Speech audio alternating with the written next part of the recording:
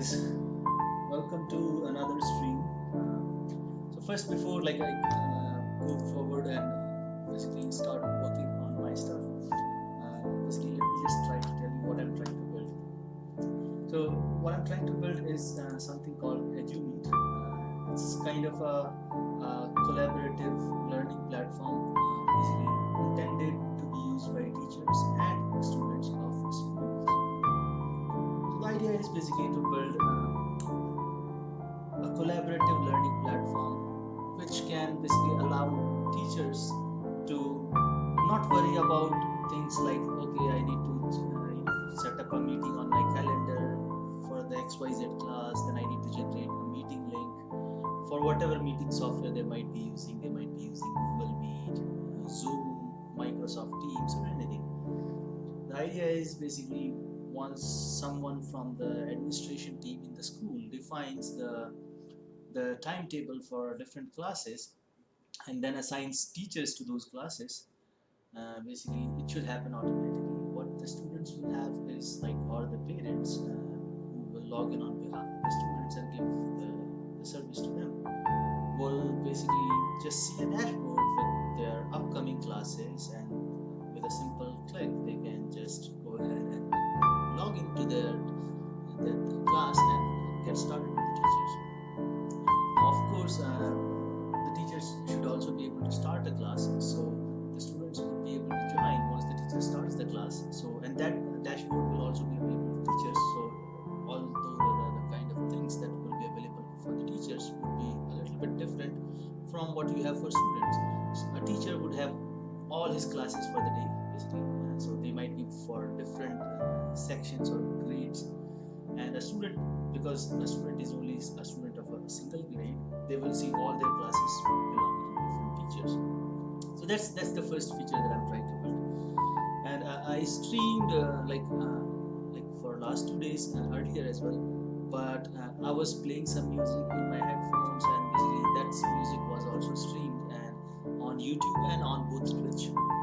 And YouTube basically unfortunately decided to take that down because of the copyrighted content in terms of music.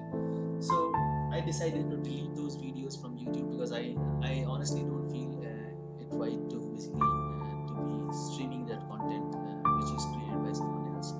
So I deleted those videos and I started from a fresh slate.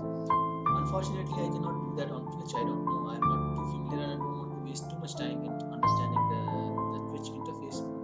So I did not make any effort in going to basically remove that content from there. But the goal is basically, so I'll start from scratch. So I have those videos are not available on YouTube anymore. So what I'll do is basically I'll treat this as the stream one, and I'll just start by showcasing the work that I've done so far. And then we can I'll talk about the features that I'm going to build, and in addition to that, I'm also going to show my personal workflow, which is how I build software. So some of you might be interested in that, and even though it's not a professional company or something like that, it's just something that I'm doing on my personal time, but I still like to keep things organized. So I'll show you the software that I use, or the tools that I use to make sure that I stay on track and I am able to track my progress. So this is the first thing that this is the basic interface that I've been able to build from so far. So this is kind of going to be the dashboard where I'm going to fill in those details. It's empty as of now because I haven't built that feature. All I've built so far is basically the capability for students and teachers to sign in and register themselves. Now here's it's quite different from other schools or other platforms, or I don't know even there are any such platforms. But so what's different here is that a school will sign up, or will basically show an intent that they want to use the platform, and we will generate we will get the IDs of the teachers and the students, and basically they will get a link with some magic link that I'm calling it a magic link to be able to register themselves.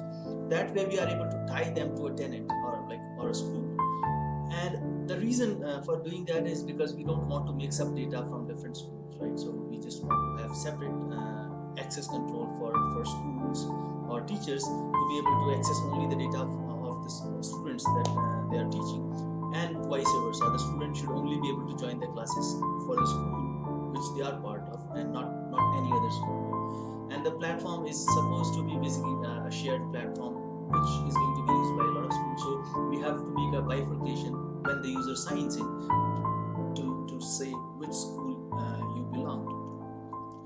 So that's the rationale. And basically, let me just open my database. It's a local database running. It's a PostgreSQL database running locally on my machine for now.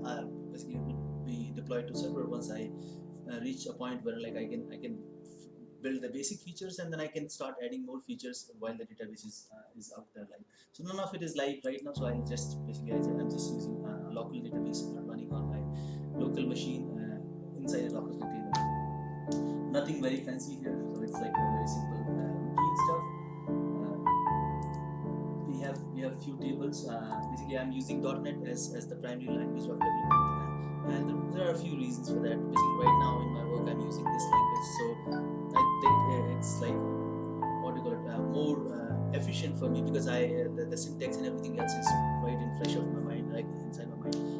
Not because like .NET is better than any other development platform, although it might be better than some of the development platforms. For example, it's definitely better than writing in PHP, but that's my personal opinion.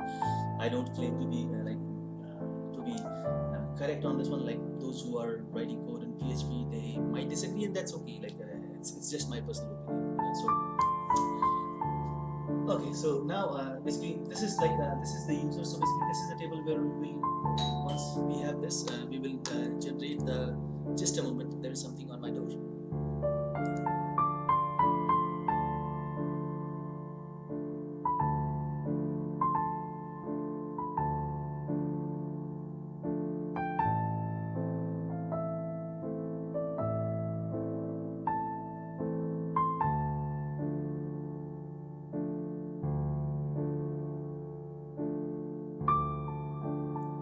Sorry for the delay. There was some like my food just arrived. I ordered food, so and I had been waiting for the food, and I wanted to start the stream after I received my food, but I thought like I don't know when it's gonna arrive, so I decided to start it anyways, just to basically be able to define or like discuss these things.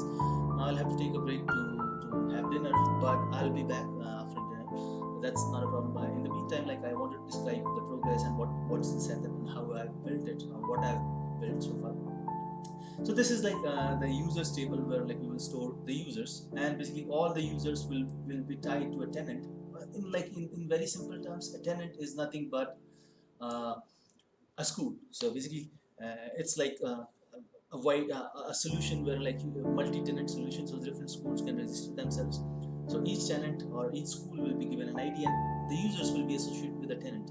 That's how it should be, because you cannot have a student basically studying in two different schools. That's not possible. The same way, you cannot have a teacher teaching in two different schools. Most of the full-time teachers are career teachers, and they generally tend to teach in one school. So that's the design choice that I made. Even though basically if a teacher wants to teach in multiple schools, still we want to basically restrict their access based on, so they can sign up with different they can have different credentials for different schools. That's totally possible, and that would be the reasonable thing to do, because if they sign up for a different school, then basically they should be using those credentials. They should be only be able to access that data, and that also gives us the ability. I mean, I'm not saying that it's not possible to link both the accounts to a single multiple tenants, but I don't think that that's a use case where it is worth the effort to make that kind of design to be able to accommodate that. So I'm just trying to accommodate the 80% of, or like even more than 90% of the use cases. So I decided not to have the teacher associated with multiple schools on a single credentials. You can have a teacher can have multiple credentials associated with multiple schools. That's totally perfectly possible. Okay, so this is like the basic thing. So what I've built is basically the ability to be able to sign up or sign up when you click on register, you're supposed to have a magic link which will be emailed to the teachers, provided by the email ID from the school. And the teachers don't have to sign in or like that. They can, once they have the magic link, even the schools can decide to send that magic link on some other platform, like maybe WhatsApp or some other mechanism of sending messages. As long as they are able to get the email over, or like the link, the magic link over to the teacher, it should be fairly straightforward. Then they just, whatever magic link they have received, they will just paste it here, and then basically they'll just click on register. Now once they do that, if they have already registered, because I'm using an existing database, that user has already signed in or signed up using that magic link, so that magic link is not valid anymore. So a magic link can be used only for one time, and after it has been generated, there is like by default the validity that I have put in the system is like 5 days, but it can be extended. So basically it's just a simple field that we are storing in the database to store what's the validity of the magic link. So it should be used only before that and not after that. So once the magic link has been used, then basically that nobody else can sign in using that magic link. So that's the thing. So if I go back to my home, and I might have to restart the application and also delete everything from the tables, because this is another thing that I'm like, although it's perfectly possible to do this kind of thing in other kind of platform. For example, Node.js has got something called Prisma, if I remember correctly. If you are writing a Node application, you can use Prisma as like a ORM for basically migrating them. A lot of other platforms also have the migrations, but I'm using .NET Core with Entity Framework to be basically just write the data entity objects that into my C# code, and then basically it all basically automatically takes care of the migrations, so it creates those tables when the application starts up. Design is fairly straightforward.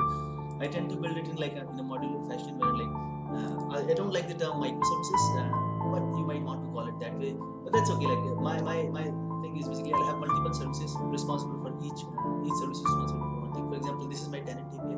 This tenant API is only responsible for basically storing the tenant related information. So the tenant related information includes things like the users, their what do you call it, their teachers, their classes, their subjects, their timetable, and all that stuff. So although I will build another service for the timetable, but this is like just the relation to the tenant data, and then basically there will be another service for storing the timetables and those kind of things. That would be basically primarily for this. I mean I like to do development in this way, because it gives me the flexibility to be able to basically design systems gradually and in smaller pieces, because that's more what do you call it, simpler for me to be able to, like, rather than trying to build one large thing, I can just build smaller packets and basically deploy them as they are ready. So there are like a couple of things. First of all, the design remains relatively simple, so bad things from one system doesn't creep into another. That's my justification. The other thing is basically it also simplifies my deployments, because if I have a smaller unit of deployment, I can just basically deploy it more frequently by changing only the relevant parts, not touching everything else and basically impacting anything else in the system.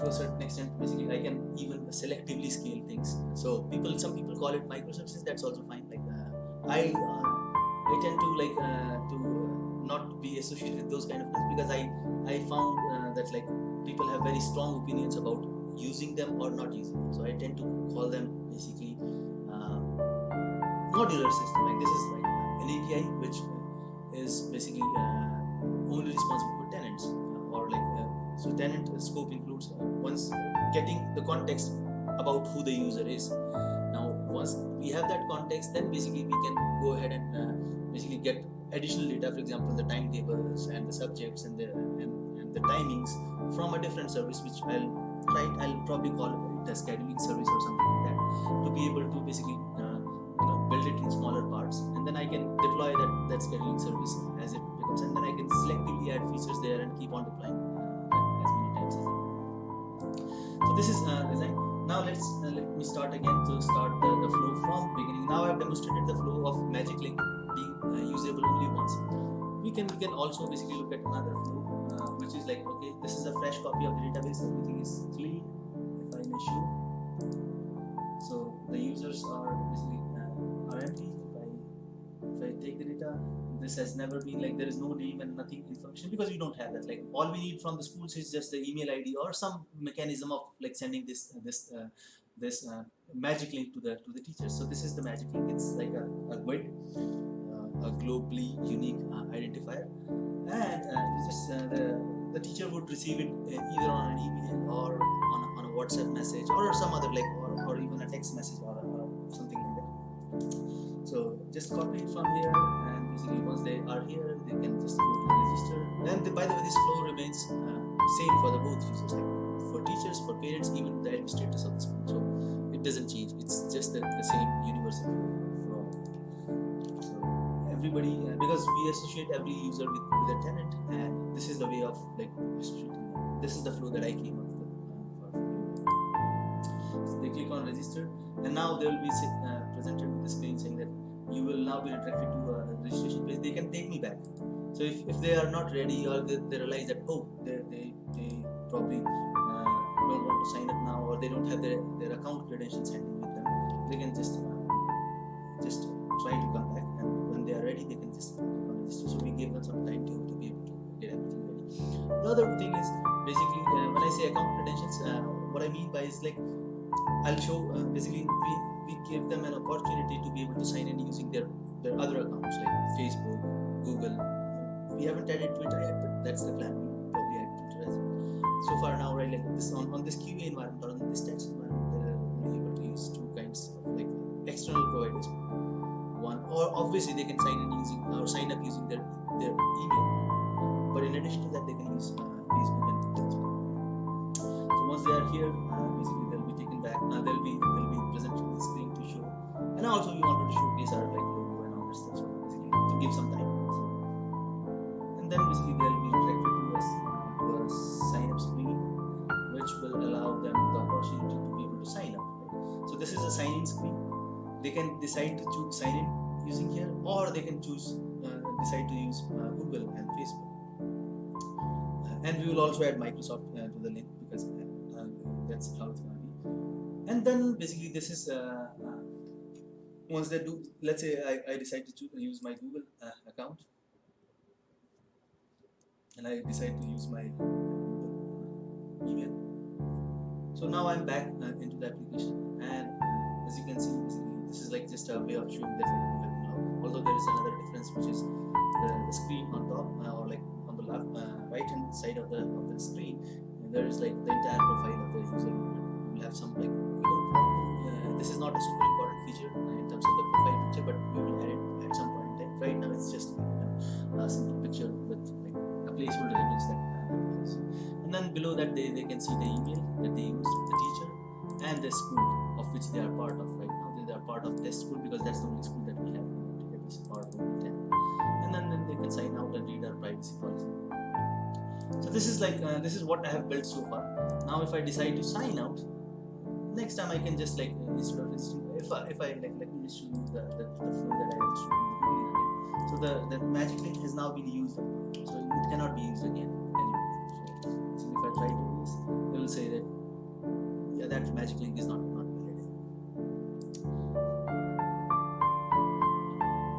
If they realize or they remember that, oh, I already have an account, so they'll be taken to sign-ins.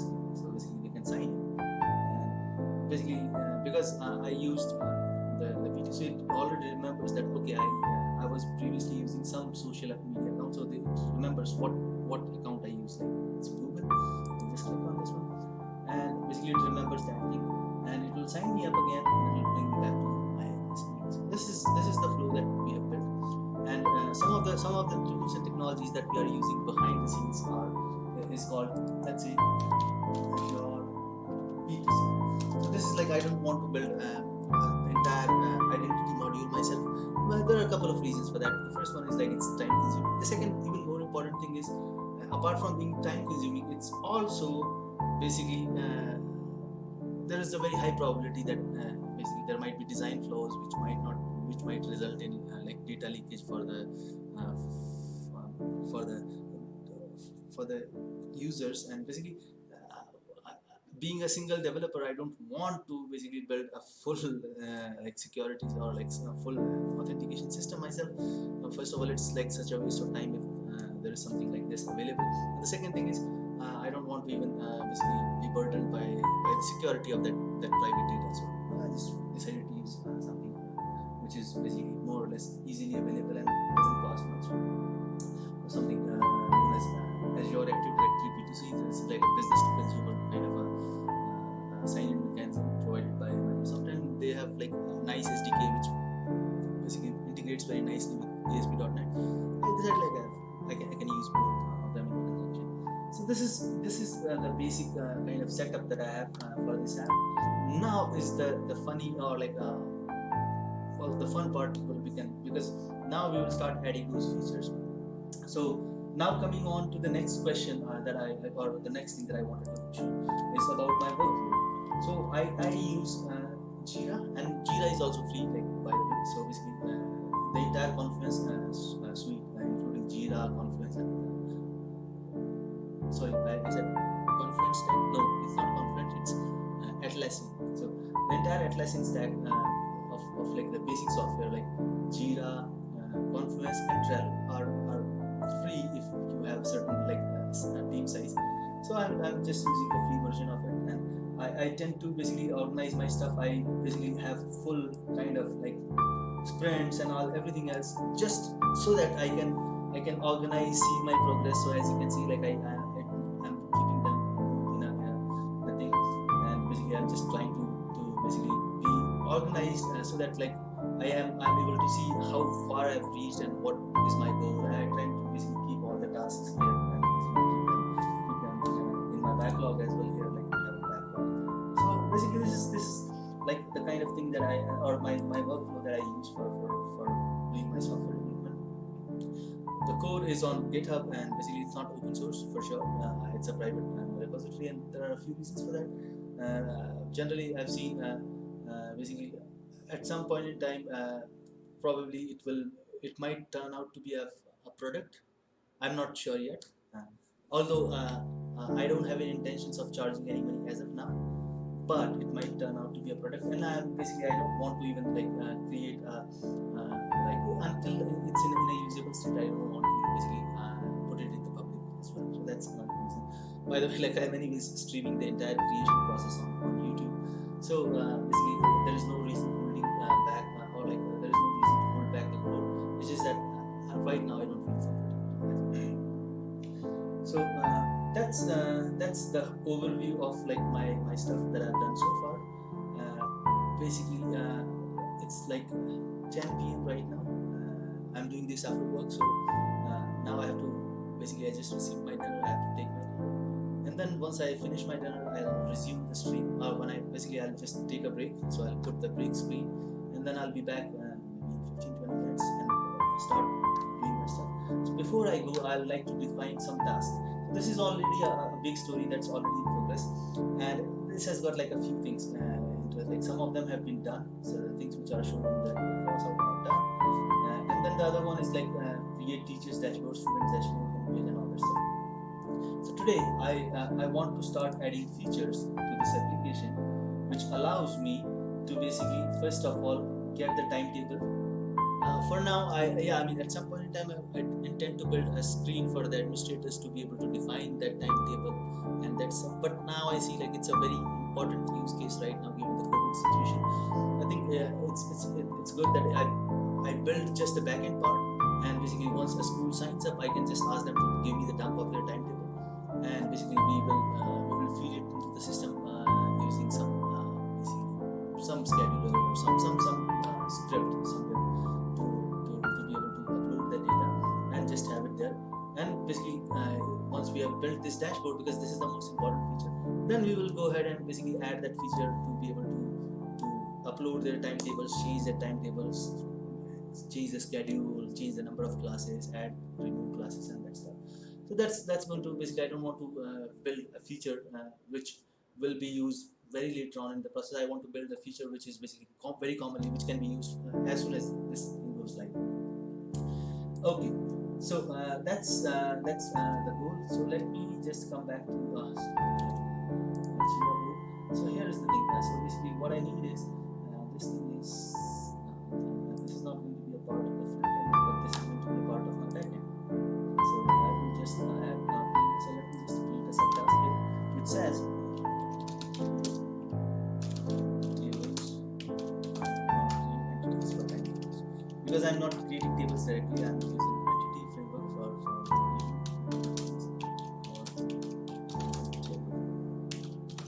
before that I think let's yeah, it's not tenant, so I have to scaffold the new here. So I can just create a new task, and I'm going to change the scope of my script. So my student, and what I want to do is basically I want to say, okay, here's the thing.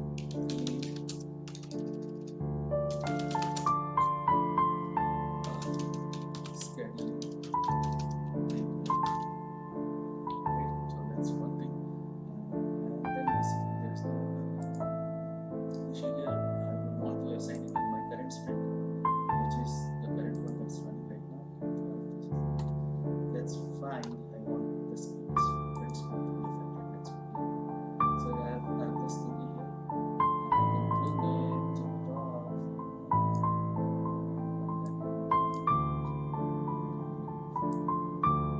This is on the top. Awesome.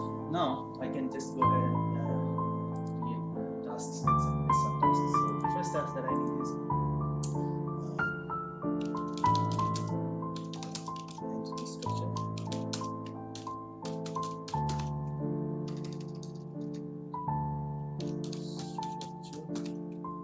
Second thing is basically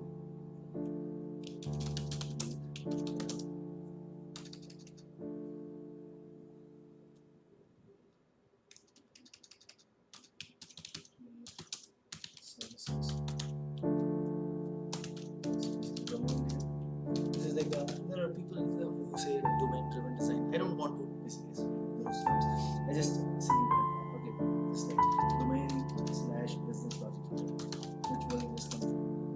which will just translate the data into basically into the business objects, and basically also perform validations when somebody is trying to see analytics. That's create services, and then basically create endpoints.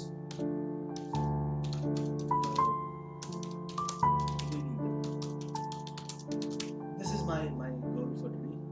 I don't know whether I'll be able to finish this entire thing or not, but yeah, I have plans to make sure that I can able to get it done.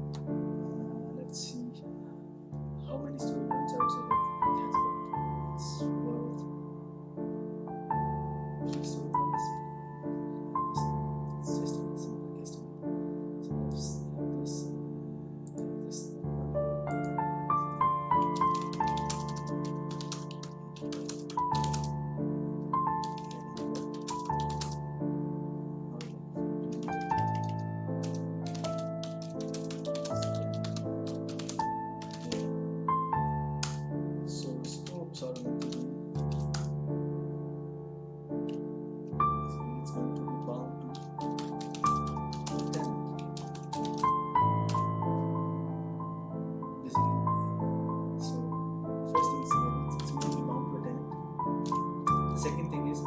because it's bound to a tenant, basically applies to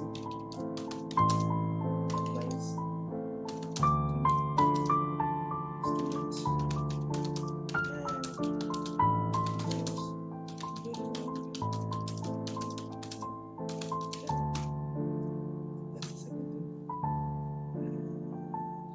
That's it. Yeah, that's my scope.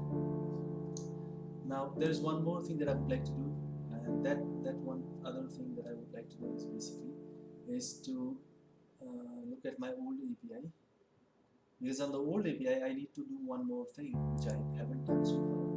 Basically,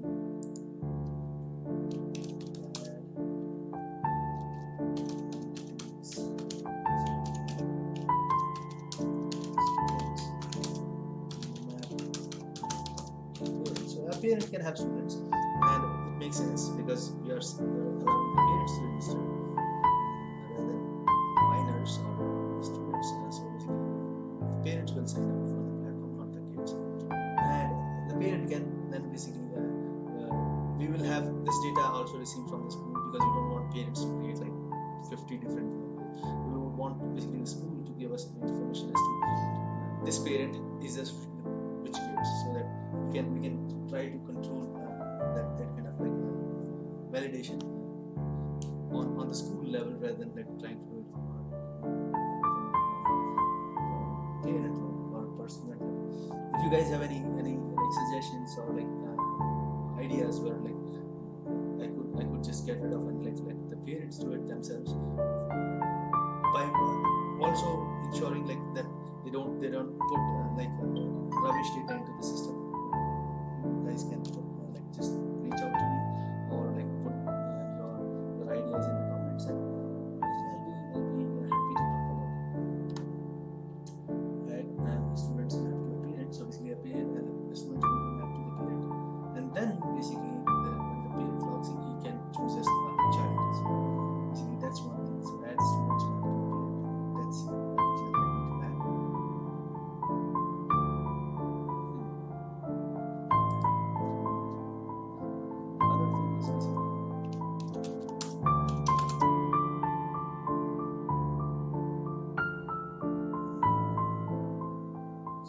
subjects. Now we need the subjects. So different schools might have different subjects.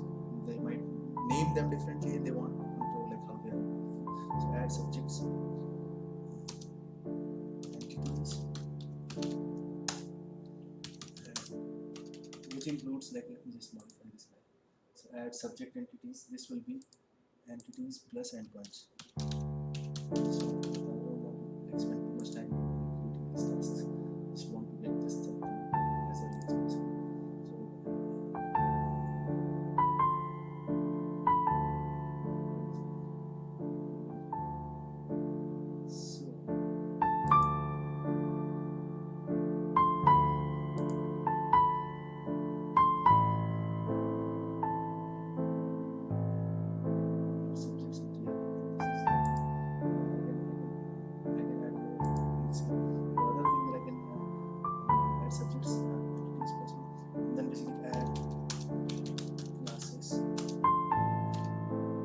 One of the other reasons I am putting this thing because this is scope to attend, so basically it makes more sense for it to be in the add classes.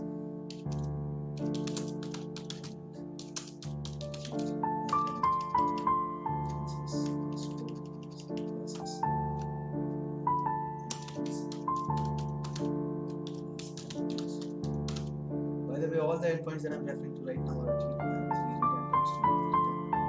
We will build the right endpoints or read endpoints once we start building the administration portal for the administrators of the school to be able to update this information and manage this information themselves.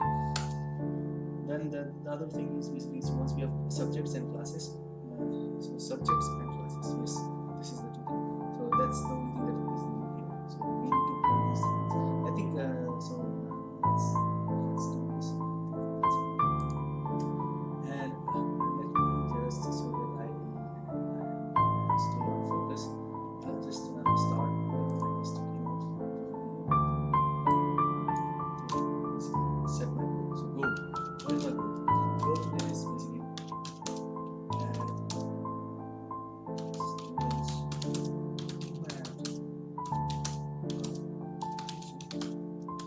second is basically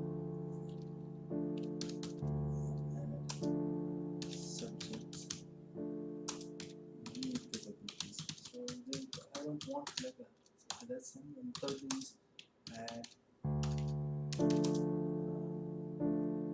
classes.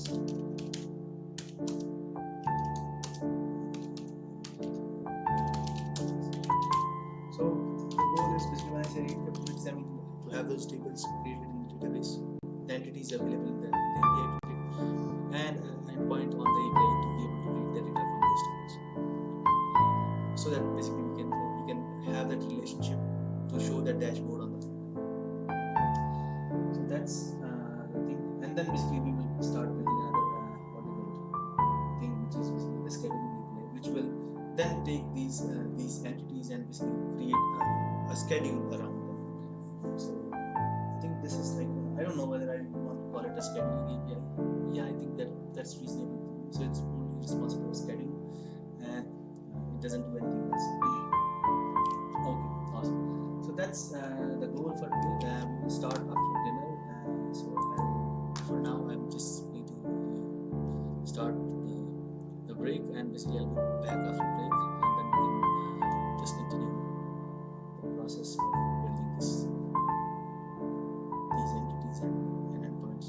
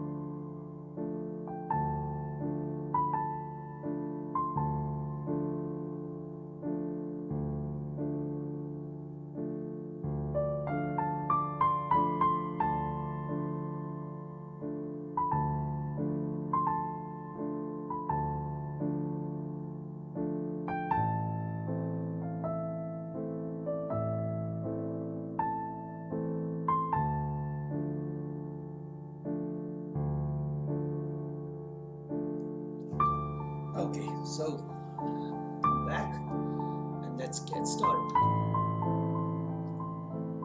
So the goal is to add students map to a teacher. And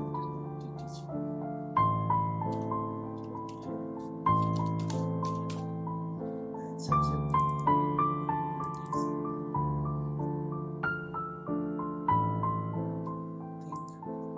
Subjects is the first thing because it's a mechanical thing. So let's put this as the first one here, and that's the first second, and then the second one is going to be, I'm just arranging them in the difficulty priority. Yeah, so we can just have subjects and then teachers and stuff. This one. So let's go and define the entities for this guy. By the way, like I'm not super picky about, or I'm not defining the hierarchy and the design that I'm creating so far for these entities. But some of them are like fairly straightforward. There are some what do you call it, even base classes that I've defined for these entities just to be able to use the code. So I'll just have let's start it. Let's add a new class. So call this class as what's the goal? Subject. So subject entity. This is subject entity. Let's just so it's going to be a subject. So there is going to be a one-to-many relationship between the. So let's come here. And if I come here and I say, let's just try to get this structure. How are they related? Just to be able to.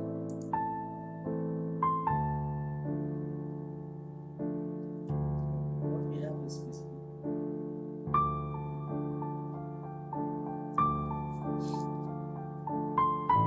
So we have a subject and this is from subject, and all of these subjects belong to a tenant or a student. So this is and this is subject to a subject. So all of them are belong to a school. So they have a relationship with the school. So this is a one-to-many relationship because there is one entity and then there are multiple entities. So the way we are going to do this is by taking the subject, and we have got like a lookup entity base. This is like a base entity for any kind of lookup that we want to create. And then basically I'll just derive from this entity, let's say, because subject on a very high level is just a lookup, right? So it's like an entity which is just for the sake of reference.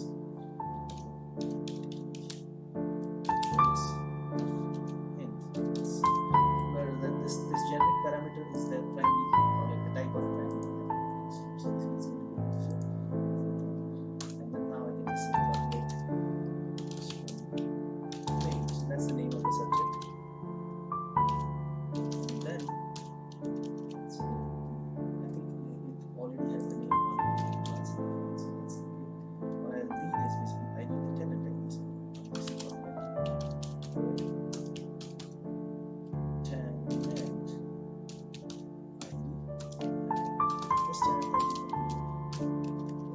so this is a tenant which is associated with the subject, and let's just build a navigation property from the subject to tenant. Tenant entity and this called tenant. So that's the so by the way, this lookup entity base already has certain other things which are going to be things like name, description, and status. So these are already part of this one.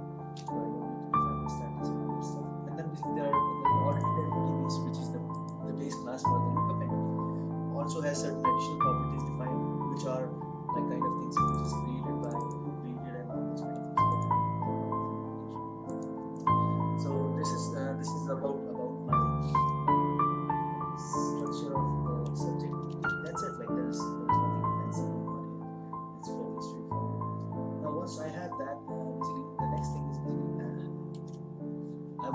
let's just finish this part. So I just have this thingy here, and what I need now is basically the ability to be able to read.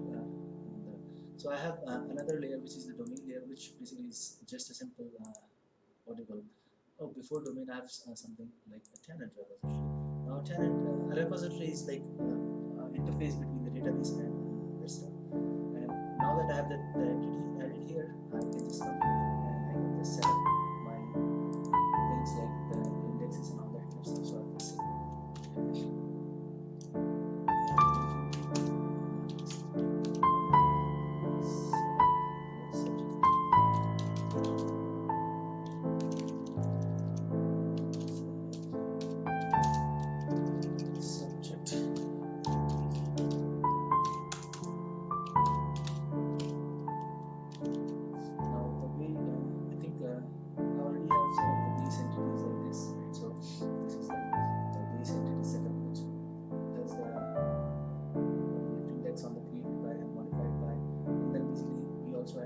for setting up the number of entities, which says what entity type I'm trying to set up. And then finally, basically, I think there is something, so there is no index code. Let's go ahead and just copy this one of the methods over here, and I just this will become one subject.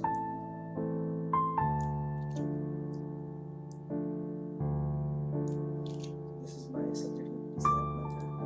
It takes the model builder, which is like a class from entity framework to samples. And all that I need to do here is basically define what the one-to-many relationship between the subject and the tenant. So I'll just take this method, which is setting up base entities, and in this base entities. So it has all the setup of other properties. This is this, and it will be subject entity. So the type of the entity that I want to set up is subject entity. So I'll just say subject entity, and its primary key is integer, so that's not a problem at all. I can then just simply return the model which I see, but I can follow this builder kind of pattern, which is supported by organization.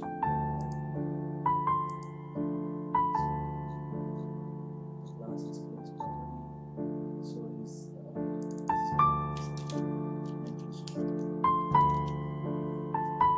done. Now let's just set up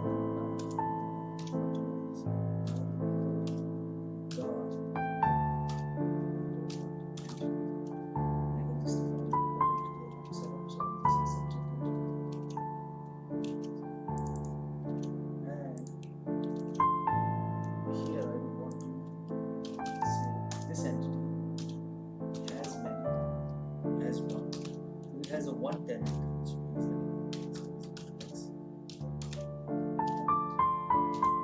and with many, so many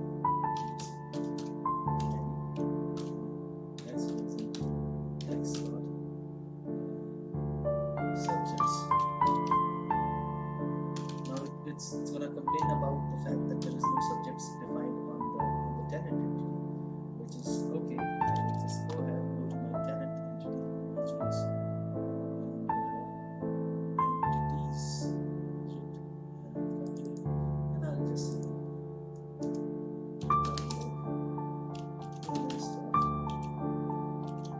probably I should change the data type from this to I collection.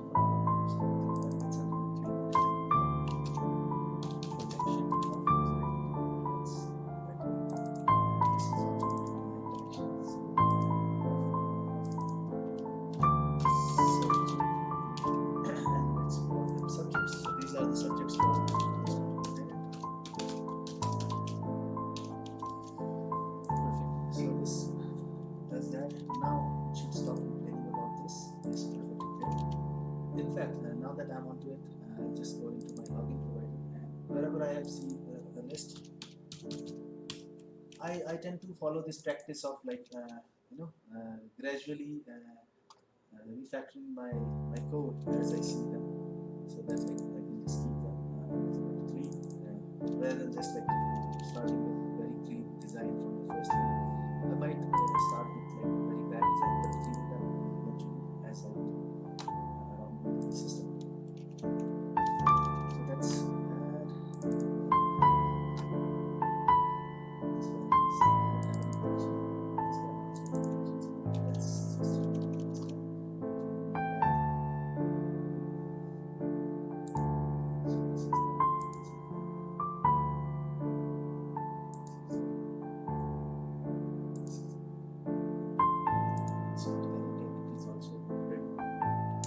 now we have added the subjects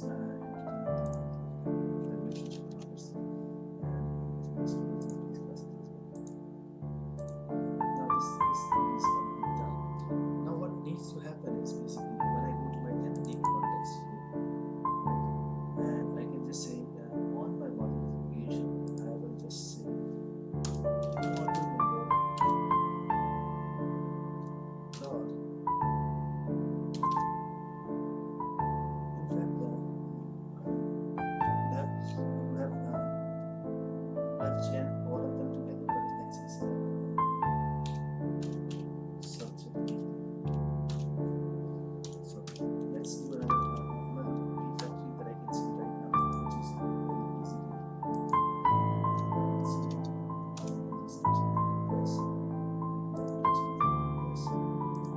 That is kind of a chained approach.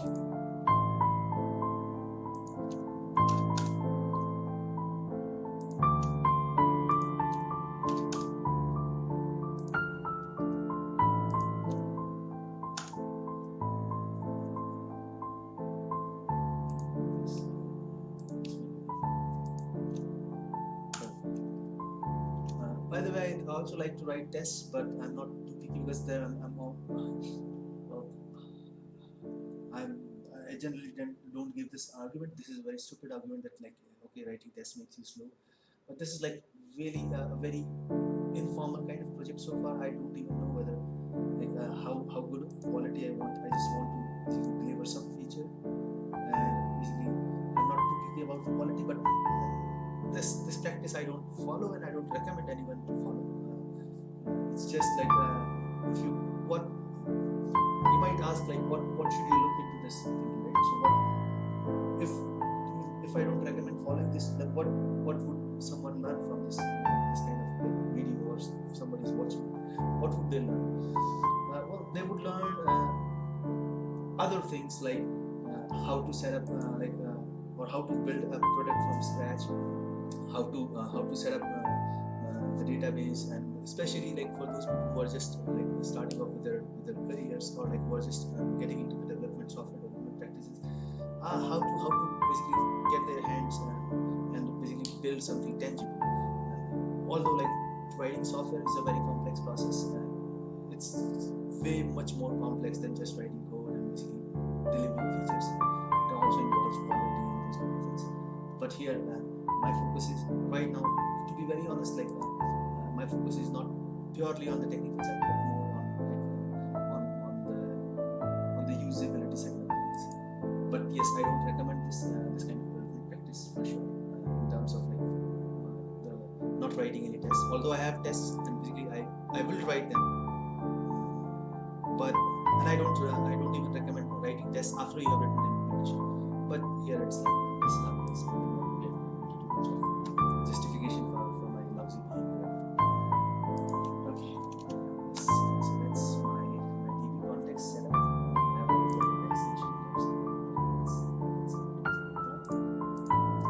Now once we have this setup, the other thing that I would want to do is basically I would want to add a repository with so I can just add, and this repository doesn't do anything. It just basically reads data and writes data. That's it. It doesn't have any kind of logic. It just have that kind of functionality. So I'll just say I'll just add an interface which will be a repository for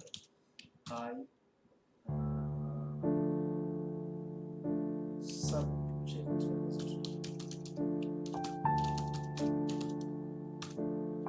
subject repository. Add this guy.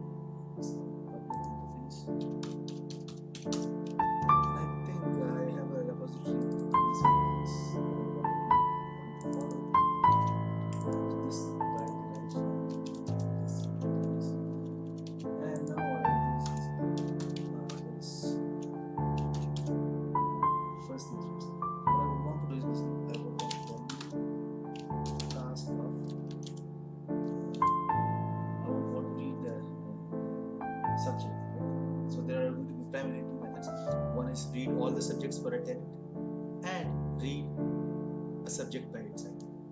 So the first one is basically to be a collection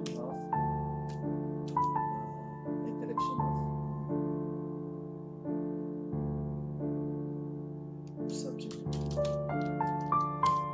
This is one thing. So I will just say it's a collection of subjects.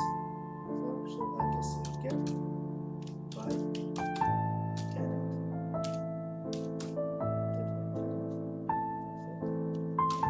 Just a word tenant. This is one thing. The second method that I want to have is not the ability. Once you have the subject type, you should be able to get its data. So get by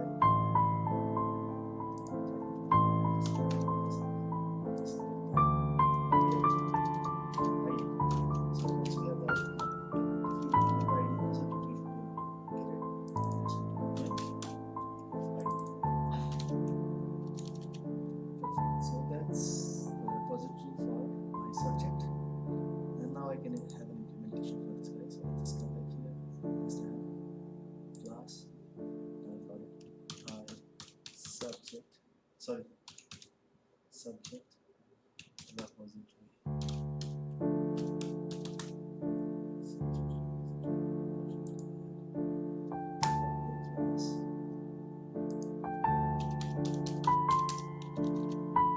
All my repositories derive from this.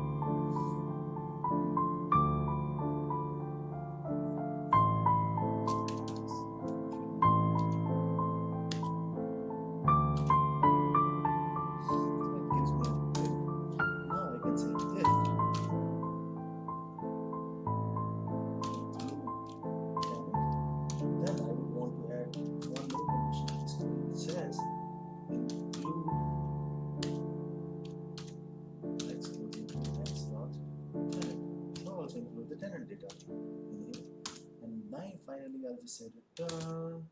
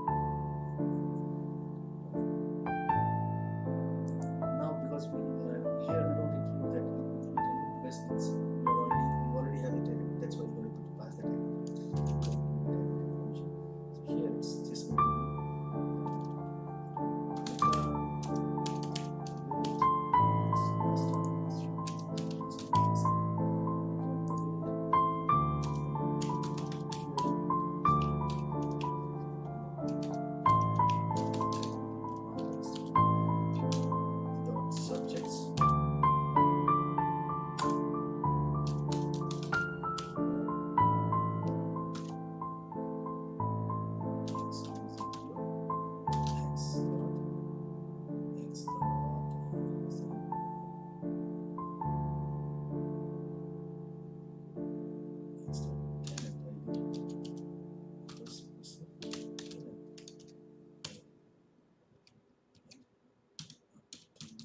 Missing. This will convert and list of subjects which are dedicated. So now my repository and my entity setup is mostly done. Now I have to add a mapping. So first I need to add a model for so just add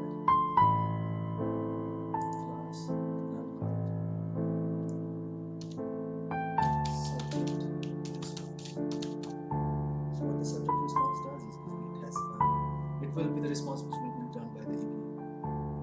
So let's come back here.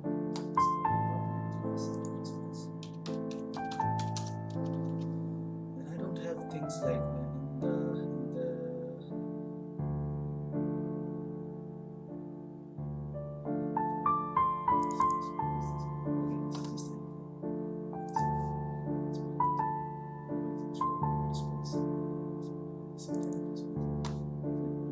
all those wallet columns. So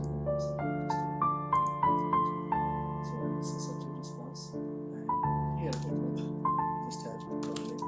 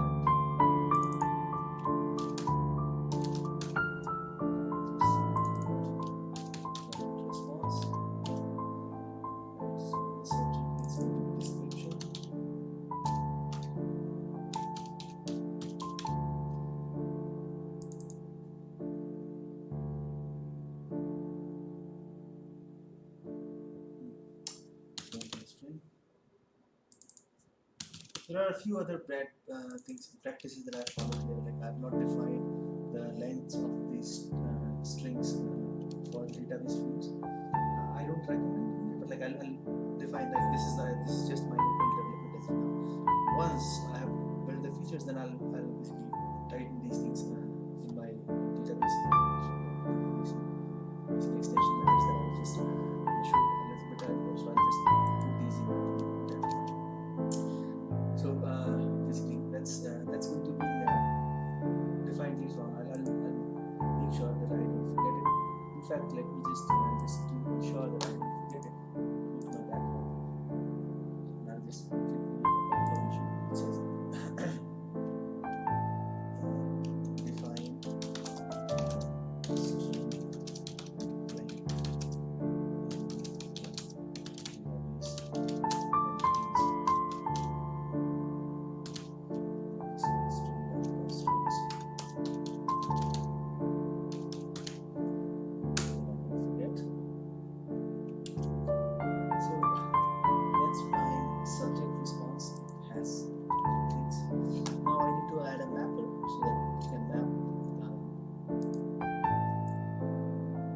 stream stuff from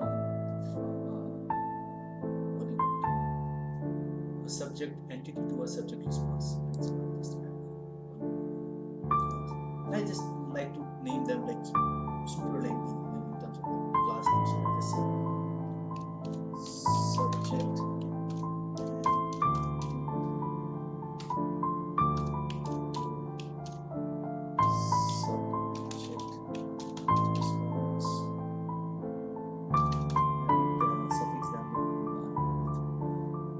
because I already have the namespace as mappers, so it's implicit that every class in this namespace is just a mapper of type. So I'll just call it public, and what it does is basically it's going to be a profile. By the way, like those of you who are new to .NET framework or basically this kind of this is just like I'm using AutoMapper here. This is a open source framework for mapping entities to like for mapping. And it's a convention based thing. Basically, it automatically maps if the source and destination properties are the same thing and same data type. If not, then you can define a custom logic in terms of mapping. So here it's like mostly the same kind of thing. So I already have. So I'll just say. I'll just define a public constructor for this guy, public subject this guy, and I'll just simply do one thing here, create map and define what are the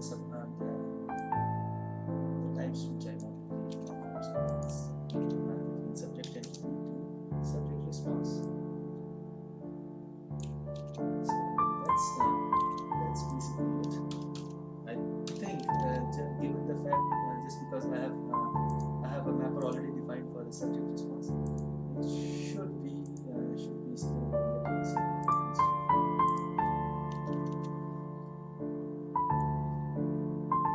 Now, one of the other things that I would like to see is basically in the interfaces that I've defined for the repository for tenants and those kind of guys.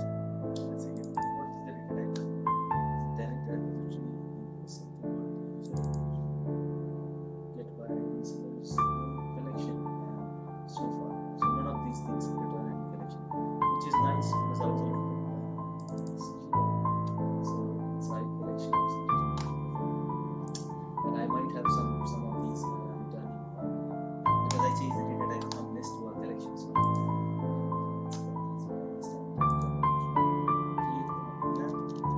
this there is no logic as such here. It's just like simple mapping between one type to another. And the service is going to be also fairly straightforward, but just because we have these conventions, so I'll just say I'll add one more service in this product. That's a thing. Do I want to create a separate service for this? Not right now. I mean, I might do it later on, but right now what I need is basically I need this to be on the tenant itself, right? Have a service. This one. Yeah, let's create a service.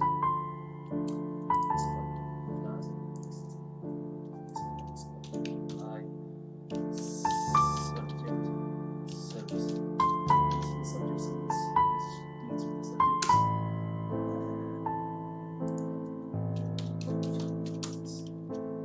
by the way, like this thing is going to be heavily refactored once I start writing tests around it, because I'll see that like there is a lot of duplication going on.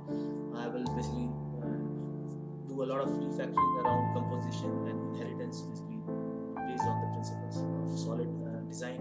Things like has and is a relationship and those kind of things.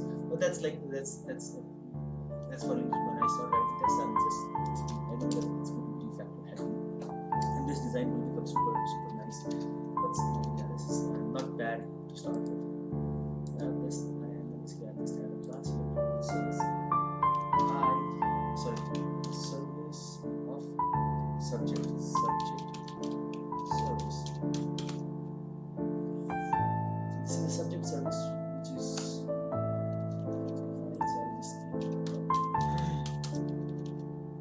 subject, and then basically here it's going to be subject service. This guy depends on something subject service, and most of the services, if you look here, need a data context, right? So in this case, most of the services have a requirement on the user repository and the mapper. So these are the two things I need at least for a complex service like user, because it has got login providers and other things.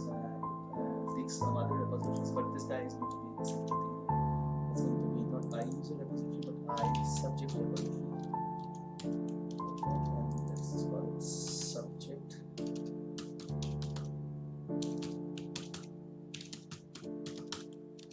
And needs a mapper because it needs to map from one type to another. And okay, so that's that. Try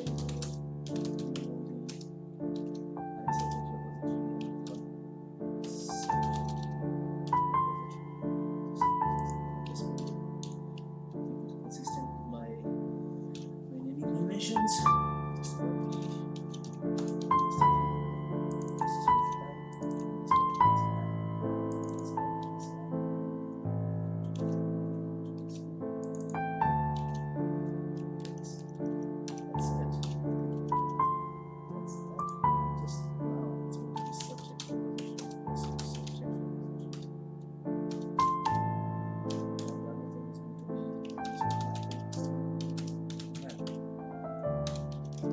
Now that my thing is set up, now let's define the methods that this guy is going to use.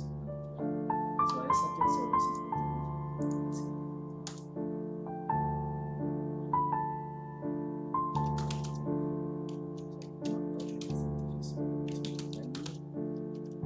task of the value task of subject response. And so this guy gives subject response. It says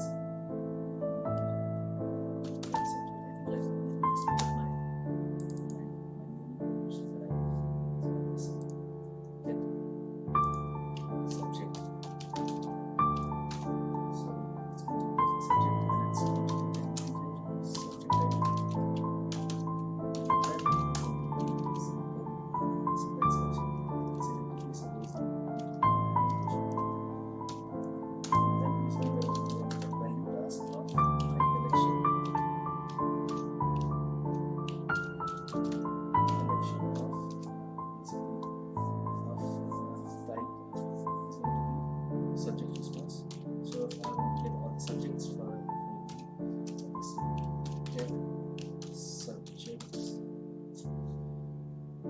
think in the tenant service, what do we have? So find the tenant for user tenant service. Okay.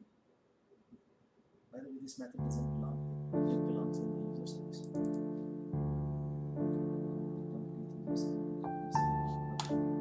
So since we get subject. Subjects.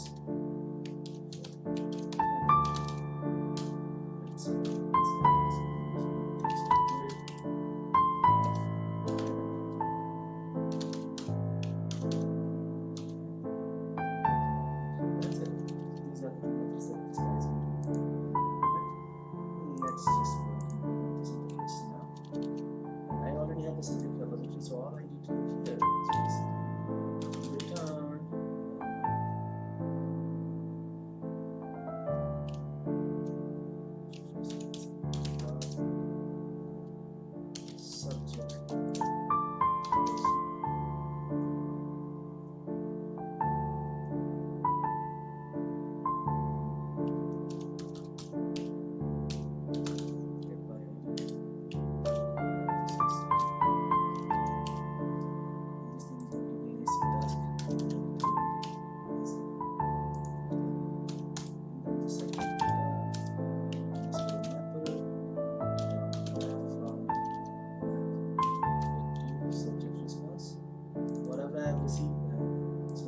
type of this thing is subject entity factors. Now I can just say return map, and this guy will return map to a subject entity. So this is a simple thing. And now I will just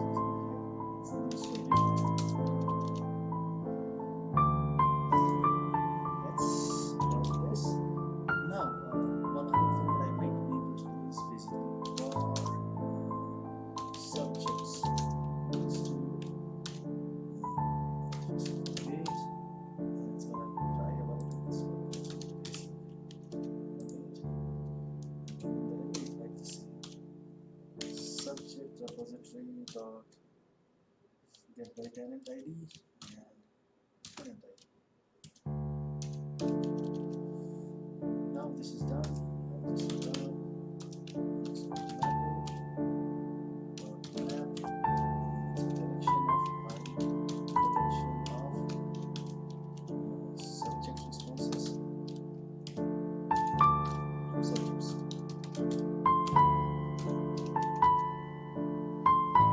So that's my service layer implementation. Let me just start something.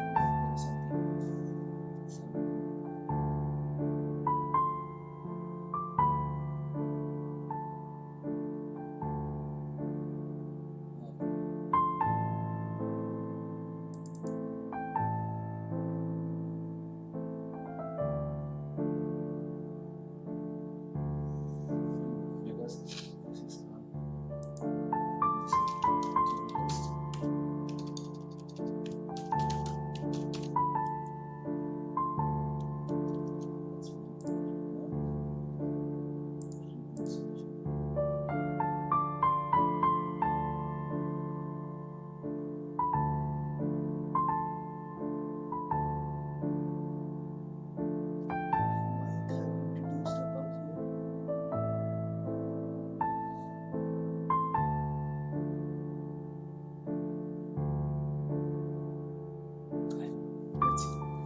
might have introduced above, I don't know, but we will find it. No worries. So that's that.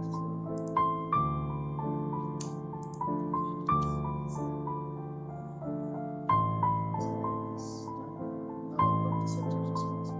Now I can come here. So this thing belongs in the tenant because well, this is spoke to a tenant, so I will just go here.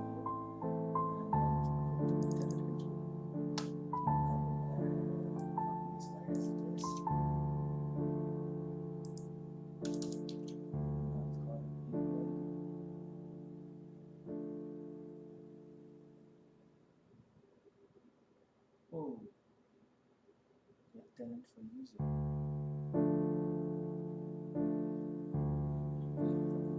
Let's not figure out about it. So it's tenant.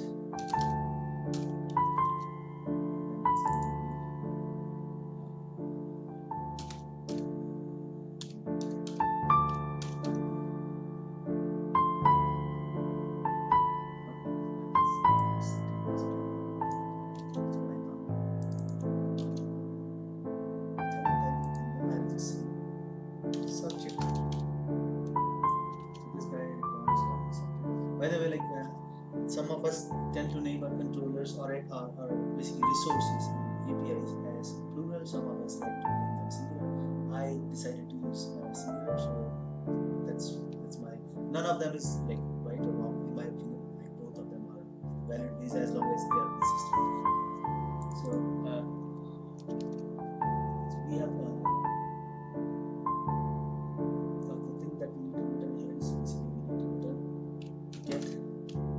Subjects.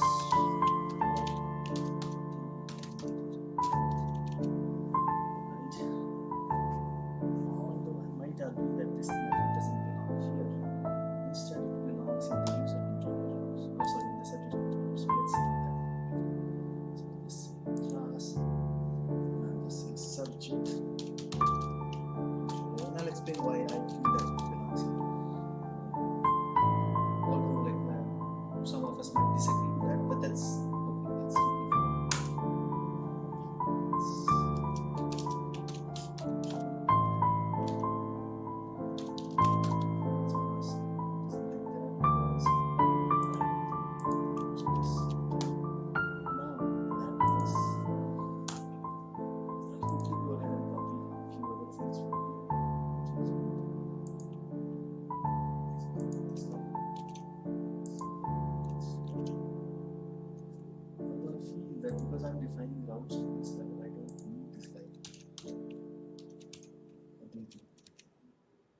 think that's I decided to choose this convention of like having this, so basically so that I can have the same controller with multiple versions of endpoints. So I will probably use this convention. So I do this now. This is my class. Paste it here. Because I don't have tenant service, so I have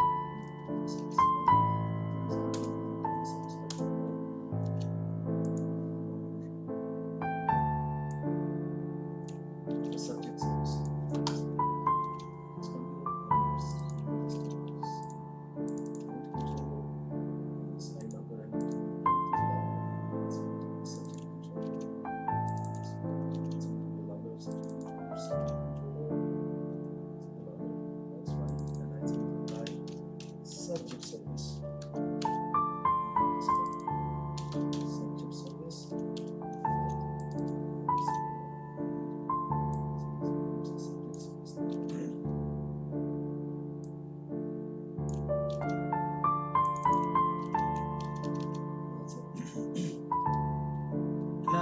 Now let me just explain why I decided to put it in a separate controller as opposed to do it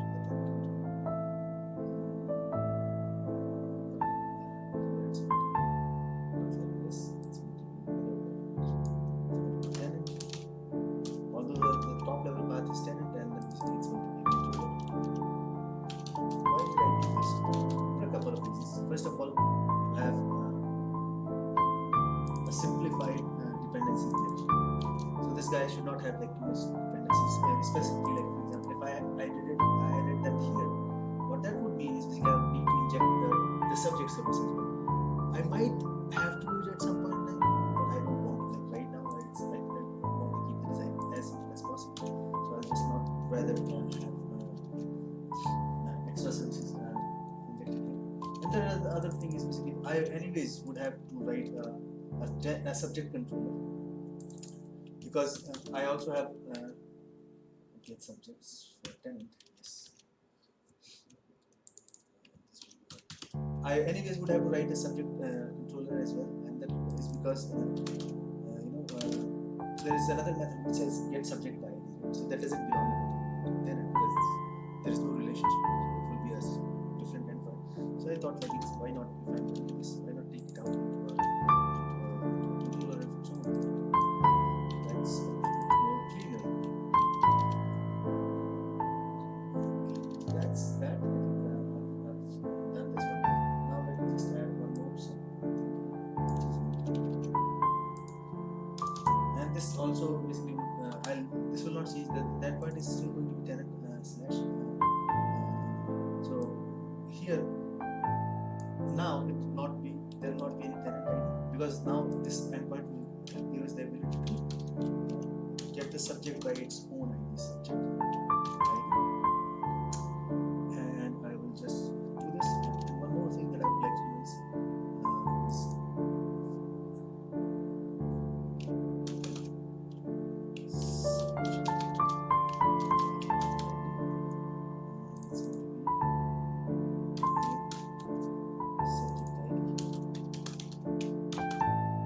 It's going to be subject ID.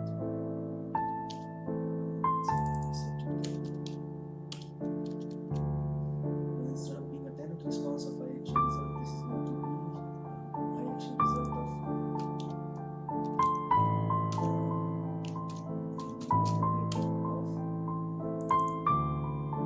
subject response.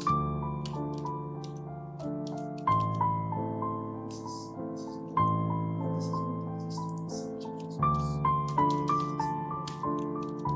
And one other thing that you might have noticed, like I'm not doing any kind of things here, returning proper status codes, like okay, if the subject is not found there, then you should return 404 not found. We will do that later. It's not the end of the world. So let's just see some functionality, and then we can optimize this. So that's my basic stuff here.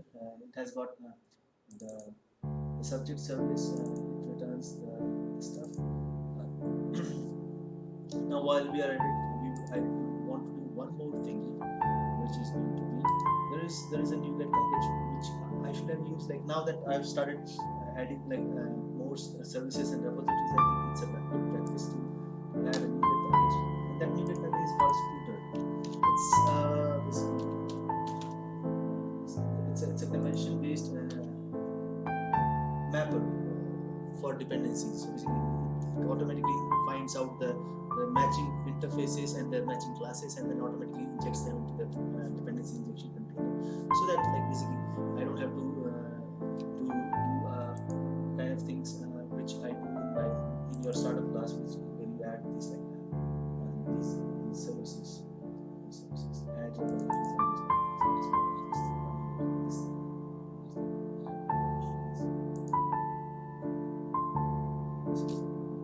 and this guy does that, right? So probably I will do Edumeet. So I'll just come here and I'll just install this Scooter as it is.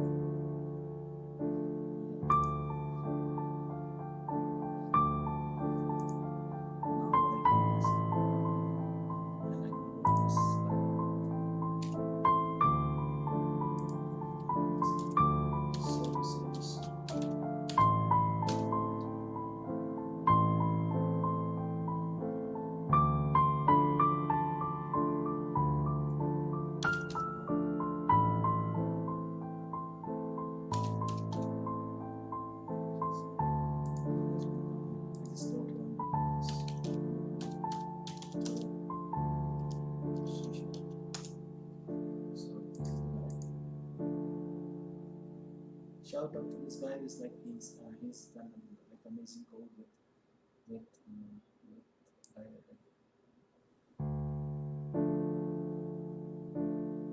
it's going to scan services scan. Now what I want to do is scan, and then it takes an option to configure this scan. So this is scan.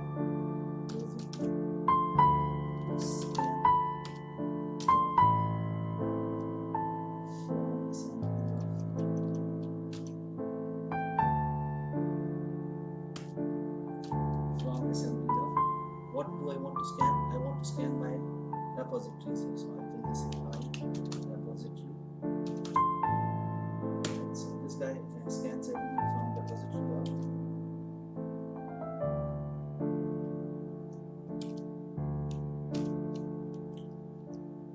Add classes.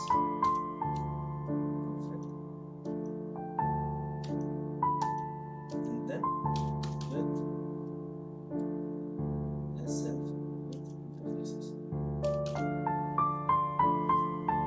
that should register all my repositories which have the naming convention matched. Like I have I repository, scans the assembly.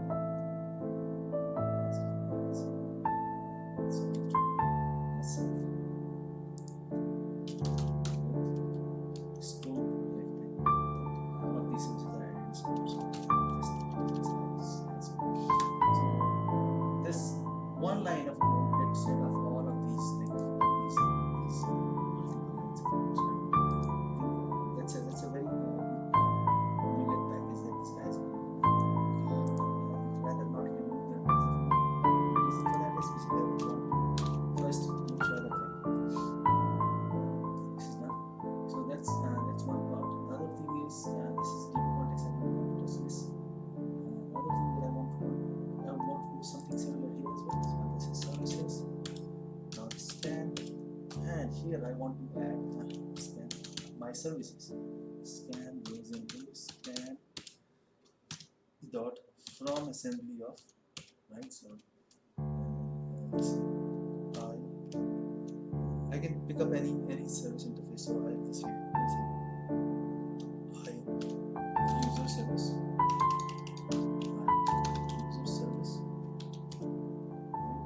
And this will scan all the classes and types on this assembly, and then I'll just add classes,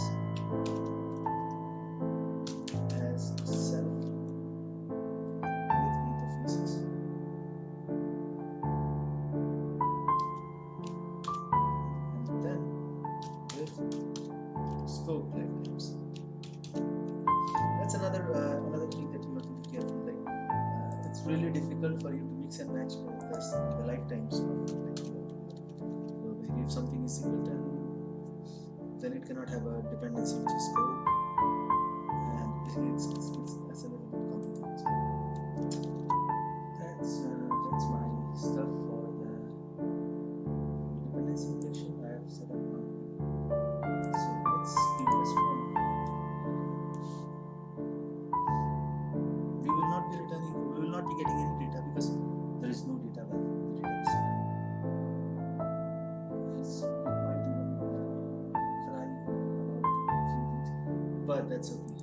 I think I should have done one more thing, which is basically to clean this to just delete them, start from scratch, next to one.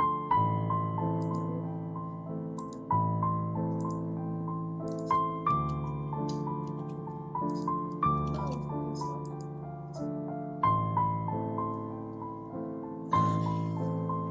Although it could be a miracle if it works without anything. So let's see. I've tried it out. So we tried it on version. Perfect. So it comes to field to next. Edumeet reference subject line 23.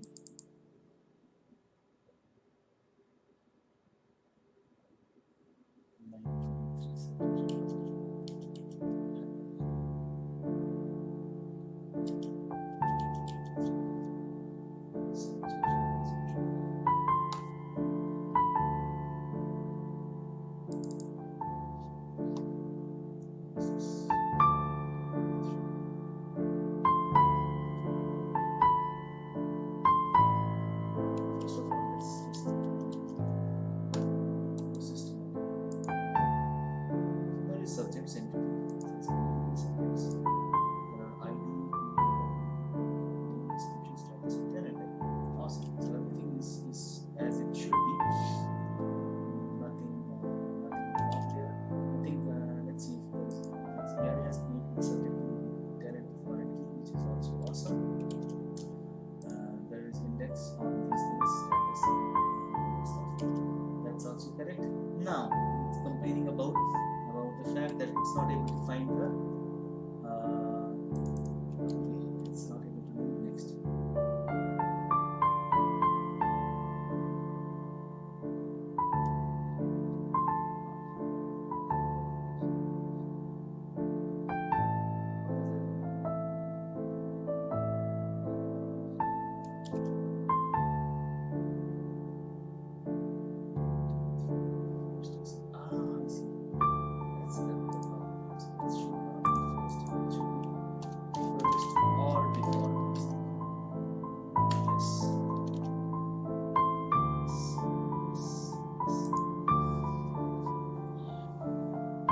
Because if it's default, then it's going to be returning it's a very simple distinction between first and first or default. The same thing that applies is basically if it's not able to find any element, then it's going to throw an exception. But if you use first or default, if it's not able to find anything, it will return none. That's the difference. I think that's understanding like that. That understanding of mine is correct. Although I could be wrong, and if you know that, like, if you know that. What's wrong with my explanation? Please feel free to yes. So there is nothing here. We don't have anything here. No, we don't have any. Now let's add some seed subjects. So as you guys can see, like there are a few things which I have done. For example, there's login for it. This table already contains some default data, which is part of the application starter. So we call it seed data, and I generally, the way I see this right now, the way I am seeing this is for my speedy development. I'm seeding it from the repository project using something called as this. There is something called seed. What the seed does is basically it just has some data with entities, and then that seed is done and inserted into the database at the startup of the application. Now, one of the key things to remember here is the way when you use the code-based seeding, it doesn't seed the database if the database already exists. So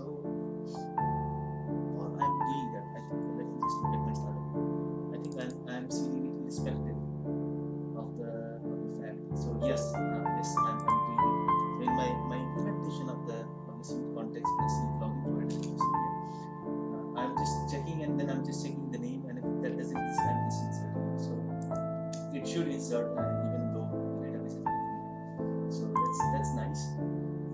One of the quirks that I wanted to discuss is basically the migration, the ensure created is a little bit. If it's able to find any table, then it's not going to create rest of the tables. So that's one of the things I need to be careful about. So if I go to my, I'll have to add a new sequence. So that new sequence is going to add class and I'll call it subject sequence.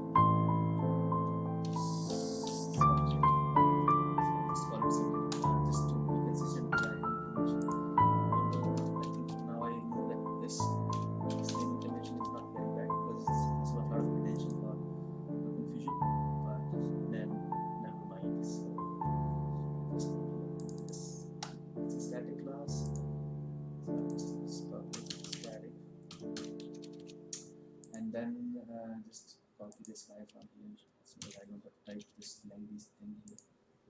This call it next one, let's call it subject entity. I'll call them subjects.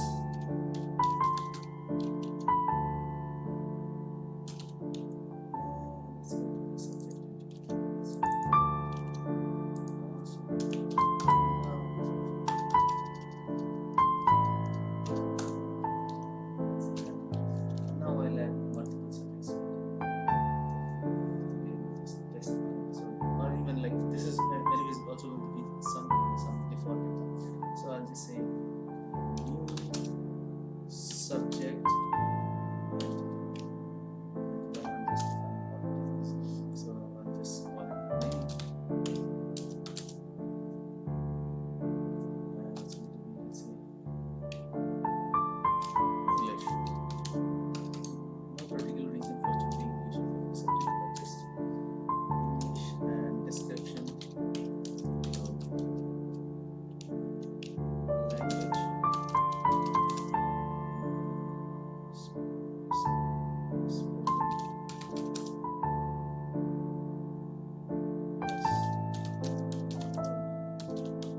Writing anything like this, that's in the description. Thank you so much.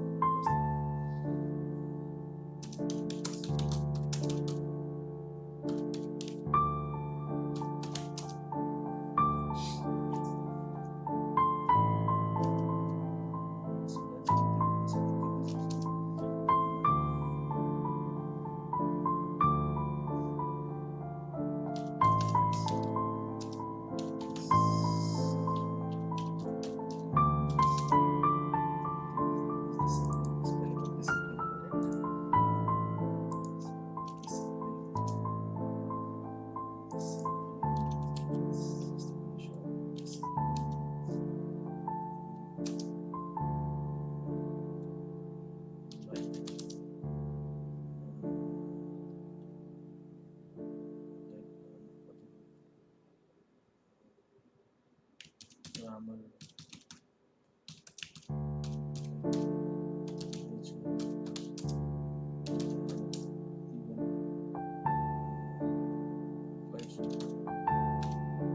Poetry is part of literature.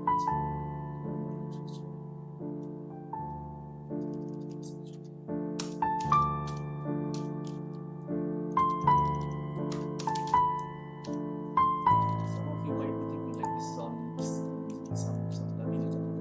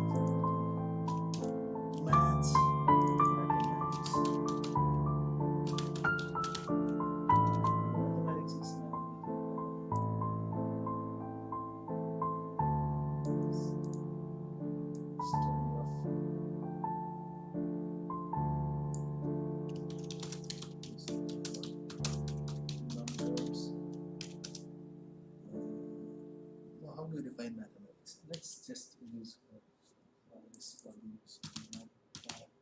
Mathematics.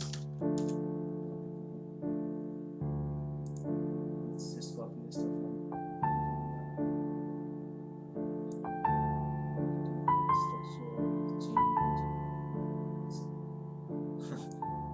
there's no generally accepted definition. That's why I was studying. So basically,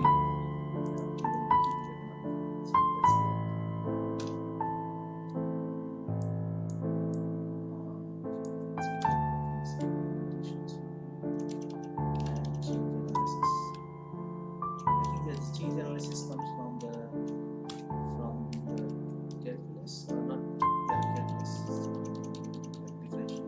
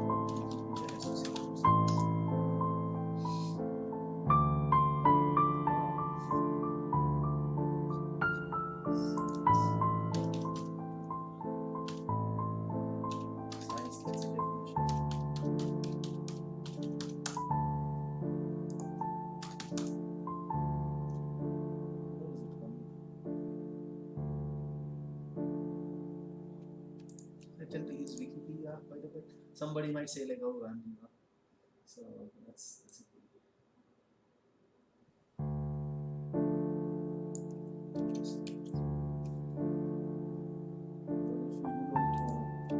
Who don't consider Wikipedia to be a reliable source of information, that's fine. It's knowledge.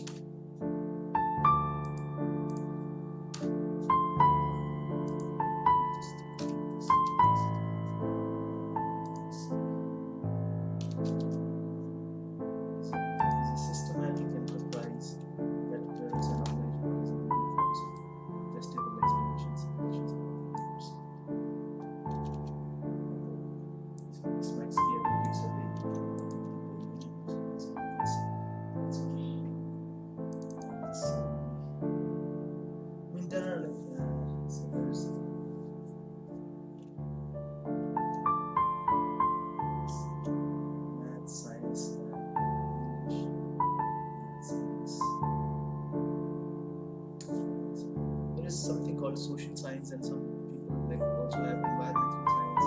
So I don't want to get into that. Let the schools define their subjects. These three subjects are already for the test.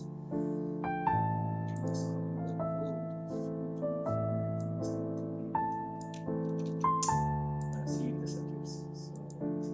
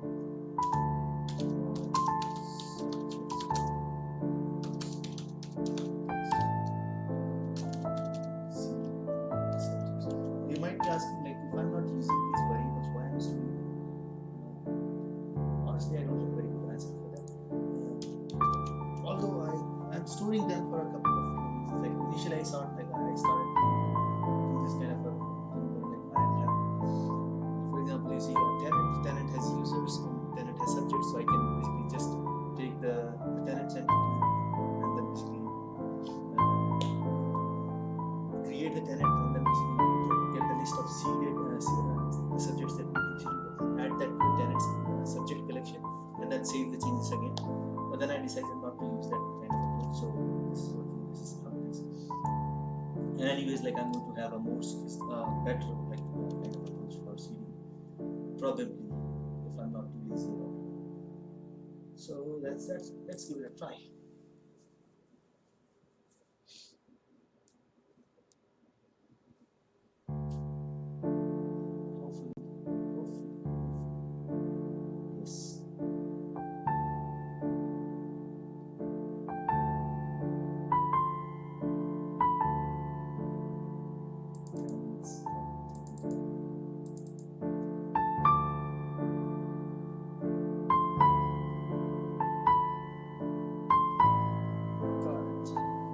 That's what I was speaking about.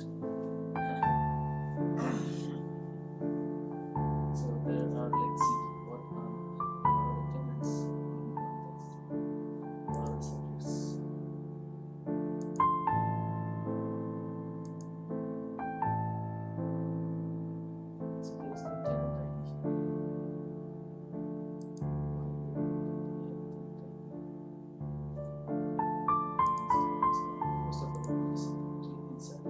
So there's the tenant ID. So that is, it did not insert it. Fine. It did not insert it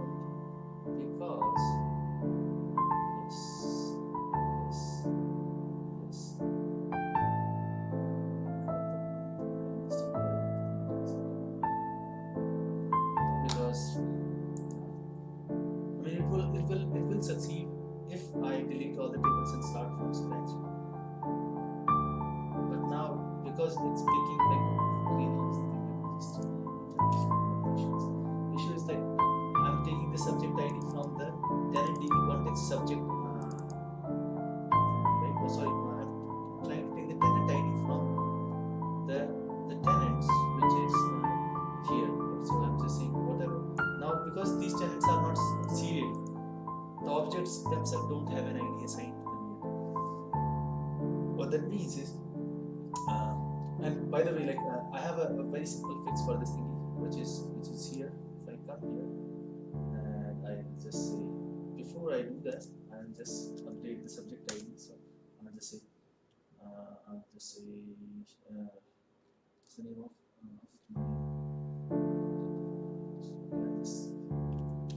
subject dot seed subjects. I can just simply say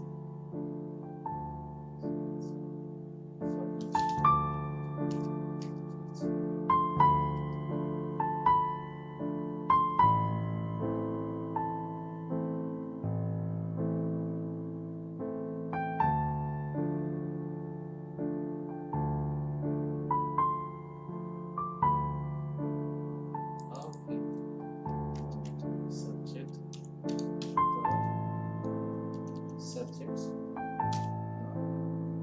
for each x goes into x dot tenant ID.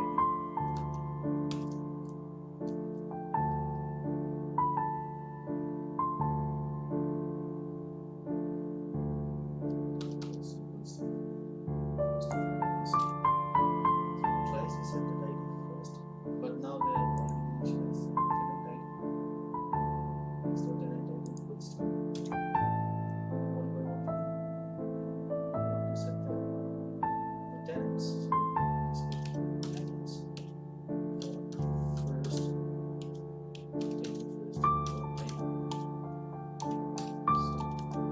and the thing is, if you see here existing tenants, I'm returning. If the tenant is already existing, then I'm adding that one, and that's the collection that I'm returning. So basically they'll have proper validity. Now if I run, it should do that.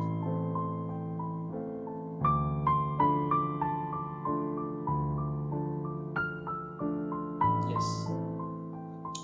So now this is the guy, and if I try to out, this is version 1, execute.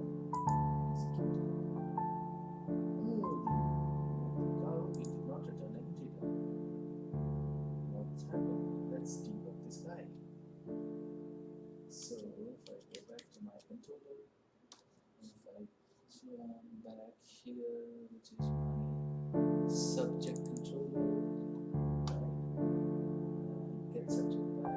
So let's put a breakpoint here. Let's try to do that again. Perfect. So now the subject service is, by the way, it's not perfect. That's awesome.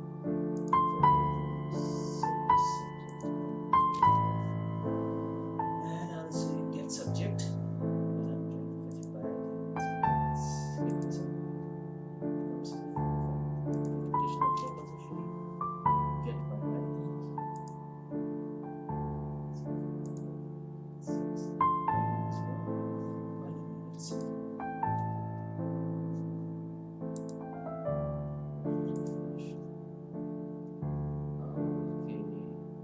Okay, got it. So it's not actually lying to me.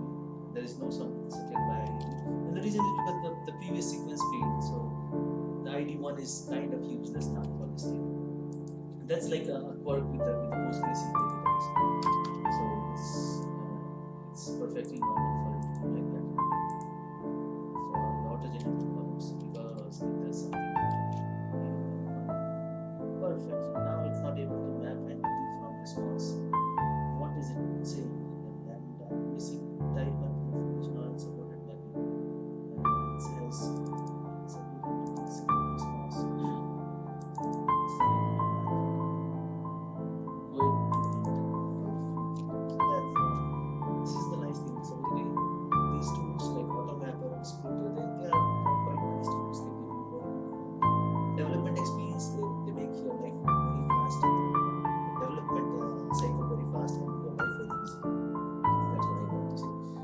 And basically, they're really productive resources to use. So if I come back to the domain, this guy. So the problem is the subject response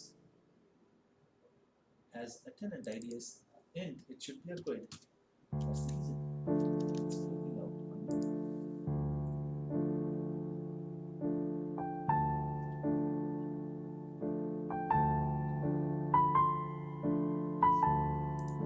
So now if I refresh this again, yeah, this is good.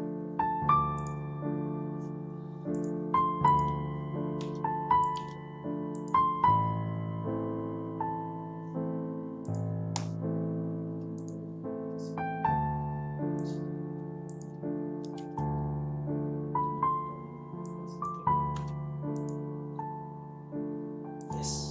So the subject endpoint is done. Although it says subject ID which is 0, which should, yeah, because it should be just the ID, not the subject ID.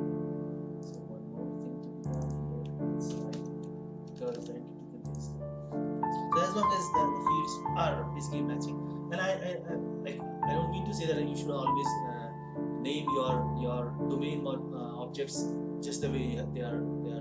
You have named fields on your entities. With pattern, there would be no point of having those domain objects. But when there is no compelling reason why you just have certain names. Basically, you can simplify it or like make your life so much easier by just naming them the same. Basically, have the AutoMapper do all the magic way. So, for example, here we have this. Nice.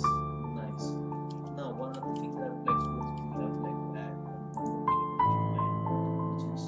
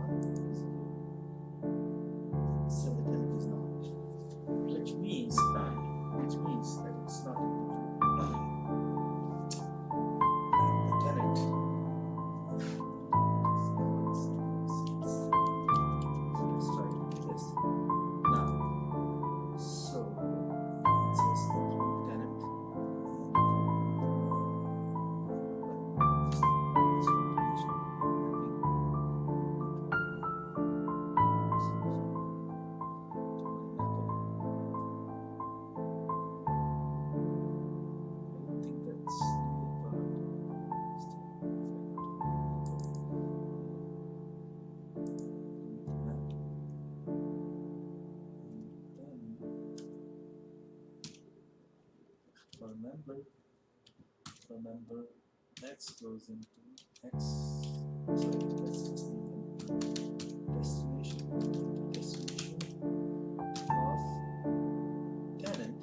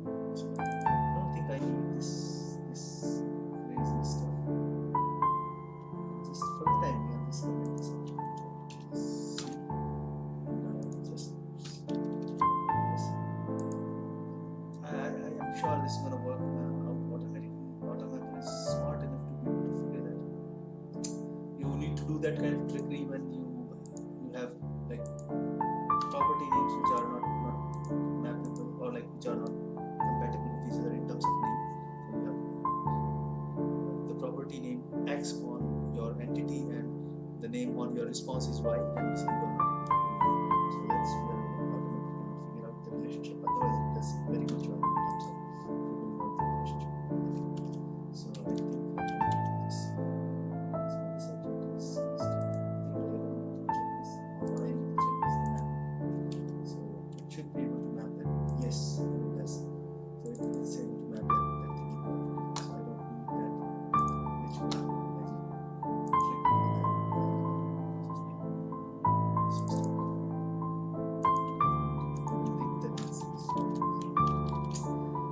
So that's that. That's the mapping part. The controller is almost ready. I need to test the second part as well. By passing the tenant ID. Is there anything that I'm missing? Yeah, I need to remove that C thingy here, which is going to be or not the C thingy, but the extensions of this guy. So this guy has that.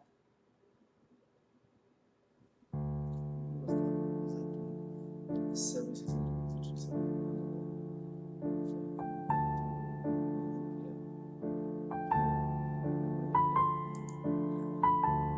something called dependency injection and this registration. So I have to remove this particular. This is now I'm doing a little bit of cleanup, but it's really easy for us to forget these kind of things. And then pile up in the. So let's copy this tenant ID and let's start that. Okay,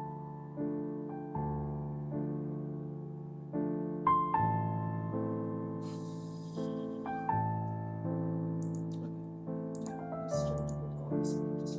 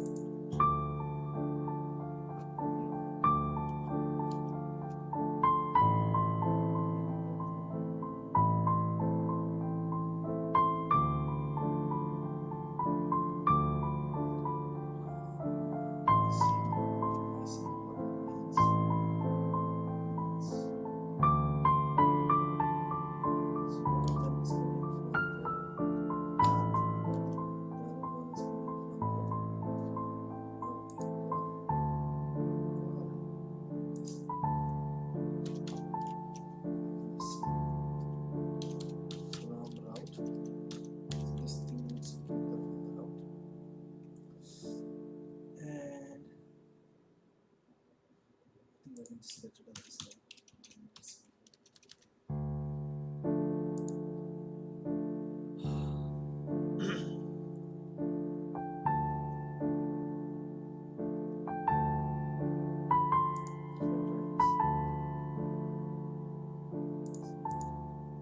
Why is it still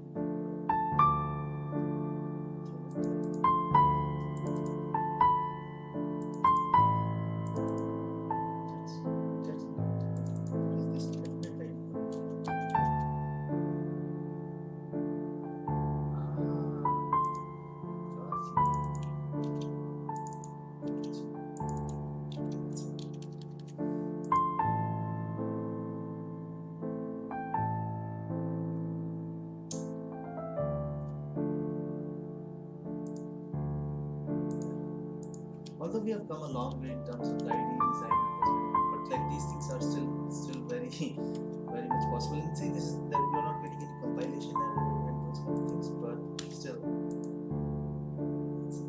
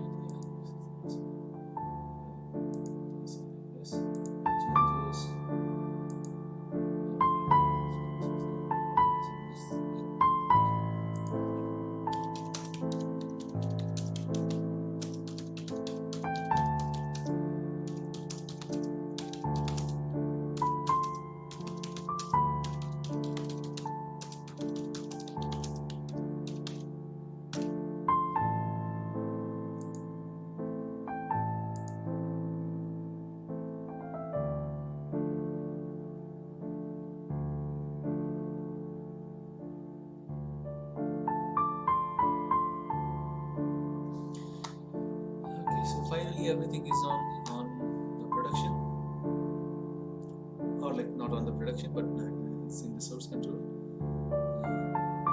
I think that's all for today.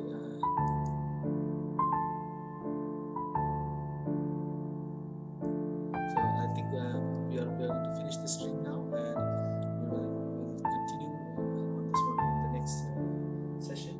I hope basically this could be useful for someone who might want to start building an application from scratch and get how it's done.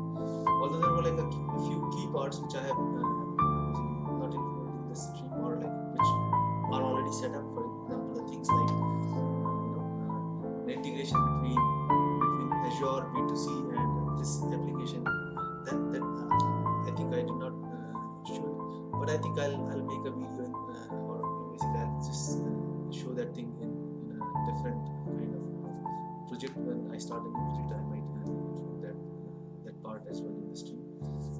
But for this one project, I started streaming late, so that's the reason like all that part is already set up. But still, like there's a ton of stuff to be learned. Now, like how do all these APIs will talk to each other? And the goal is to basically add some authentication, or like basically pass-through authentication to these APIs as well, so that like they are not just open available open in the wild. Like you will need to secure these endpoints so that like only authorized entities can use them. And not to mention the log